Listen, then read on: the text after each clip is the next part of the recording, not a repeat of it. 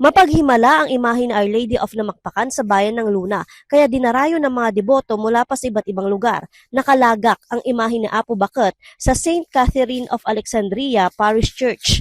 Pero maingat ding inilalabas si Apo Bakit para personal na dayuhin ang mga lokal at maging ang mga pinagkukunan ng kanilang mga kabuhayan.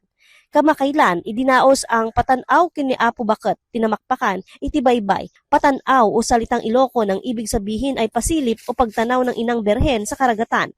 Ang mga lokal, partikular ang mga mangingisda, nakaabang sa kanyang pagdating sa Dalampasigan, kung saan siya ipinatayo, tanaw ang karagatan.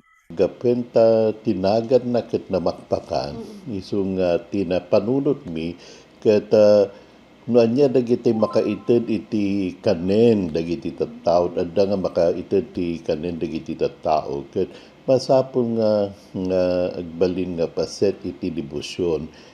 Inikot ang imahe at ibinaba sa mga Dalampasigan, tanaw ang mga karagatan sa Baluarte Watchtower, Barangay Rimos No. 5, Nalbusur at Darigayos, na ilan sa mga karagatang pinagkukunan ng kabuhayan ng mga mangingisda sa bayan.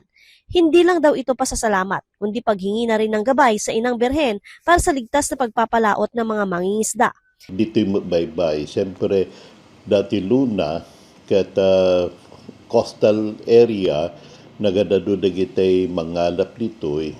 Kaya na, siyempre, din dinamag dagitay na imas nga lamlamas dito'y. Isong ipatanaw may na Apo Bakit dita, igiti baybay. Ararami din may dato usually February 22. February 22 gapwenta iso ti festa ni Apo San Pedro. Katamutay ni Apo San Pedro ket may nga mangalap. Although mabalin ko mamet nga arami ti November 30 nga piyesta ni Apo San Andres kabsat ni Apo San Pedro nga mangalap lang. So di nga panunot mi nga aramiden iti February 22. Ti aramiden may patanaw ni Apo Bakit met dito'y igit ti baybay, ikararagan mi ti nawadwad nga panagkalap dagiti mangalap, iti panakasalaknibda, iti didigra ng nagruna no mapandagkalap di taaw, ken kastamet iti panakay kanawa dagiti tattao metten ngagnanaed dito igit ti baybay. Pero ayon na rin kay Father Collado, hindi lang sa dagat ang binibisita ni Apo Namakpakan, maging ang mga bukirin ng mga magsasaka, kanya ring nililibot at hinihintuan para dasalan at biyayaan.